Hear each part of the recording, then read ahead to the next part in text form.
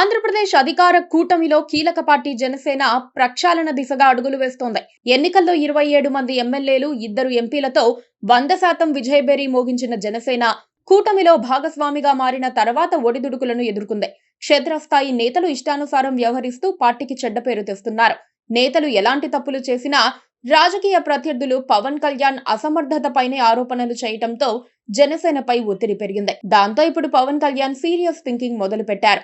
గాడి తప్పుతున్న వారిని అలా వదిలేస్తే భవిష్యత్తులో ఏకుమేకై కూర్చుంటారని పవన్ నిర్ణయానికి వచ్చారు. వారిని ఇప్పుడే కట్టడి చేసే దిశగా పిలిచి మాట్లాడారు. Railway Koduru MLA Arava Sridhar, Polavaram MLA Chirri బాలరాజుకు ఫైనల్ వార్నింగ్ ఇచ్చారు. అరవ శ్రీధర్ తో విప్ పదవికి రాజీనామా చేయించటం ద్వారా దారి తప్పితే ఏమవుతుందో పార్టీ జనానికి అర్థమయ్యేట్టు చెప్పారు.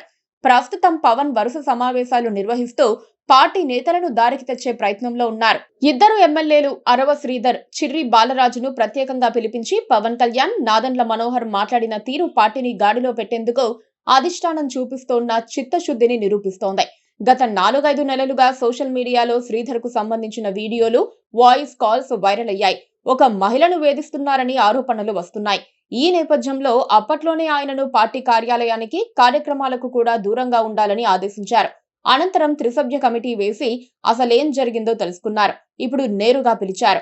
ఈ నేపథ్యంలో శ్రీధర్ సదరు వివాదాలపై వివరణ ఇవ్వడంతో పాటు తన వల్ల కూటమి ప్రభుత్వానికి, జనసేన పార్టీకి ఎలాంటి చెడ్డ పేరు రాకుండా ఉండేందుకు తన విప్ పదవికి రాజీనామా చేశారు. చిర్రి బాలరాజు కూడా తన తప్పు తెలుసుకుని చెంపలేసుకున్నట్లుగా తెలుస్తోంది. తన వ్యక్తిగత విషయాలను కుటుంబ సభ్యులతో చర్చించి చక్కదిద్దుకునేందుకు కొంత గడువు ఇవ్వాలని కోరారు.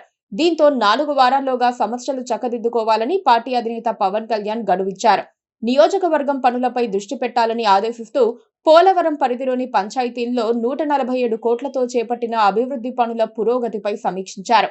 పనులు సకాలంలో పూర్తి చేయకపోవడంపై ప్రశ్నించారు. అధికారులను సమన్వయం చేసుకుంటూ పనులను వేగవంతం చేస్తానని, వ్యక్తిగత వ్యవహారాలు చక్కదిద్దుకుంటానని బాలరాజు చెప్పారు. ఆ 2 ఎమ్మెల్యేలే కాకుండా మరికొంతమంది పైన ఆరోపణలున్నాయి. వారంతా టీడీపీ నేతలతో కలిసి దందాలు చేస్తున్నారని అధిష్టానానికి తెలిసిందే. టీడీపీ వాళ్ళు లాఘవంగా తప్పులన్నీ జనసేనపైకి నెడుతున్నారని కూడా తెలిసిందే. దాంతో తమ ఎమ్మెల్యేలందరికీ అరవ శ్రీధర్, బాలరాజు టైప్ ట్రీట్మెంట్ ఇవ్వాలని పవన్ నిర్ణయించుకున్నారు. ఒక్కొక్కరిగా పిలిపించి మాట్లాడటంతో పాటు ఇదే ఆఖరి అవకాశమని చెబుతున్నారు. కొందరికి చెప్పబోతున్నారు. నియోజకవర్గాల్లో పార్టీ ఇన్ఛార్జీలపై కూడా ఆరోపణలున్నాయి. జనానికి మేలు చేసి పార్టీకి మంచి పేరు తీసుకురావాల్సిన వాళ్ళు అధికార కూటమిని అడ్డుపెట్టుకుని దందాలు చేస్తున్నారని తెలిసిందే. అలాంటి వారిని ఉపేక్షించేది లేదని గట్టిగా హెచ్చరించేశారు. 1-2 రోజుల్లో కొందరు నేతలను పార్టీ నుంచి సస్పెండ్ చేసే అవకాశాలున్నాయని చెబుతున్నారు. అవినీతికి దిగితే ఎంతటి వారినైనా సహించేది లేదన్న సందేశాన్ని ఇస్తున్నారు. మరి జన సైనికులు మారతారా, వెళ్లిపోతారా చూడాలి.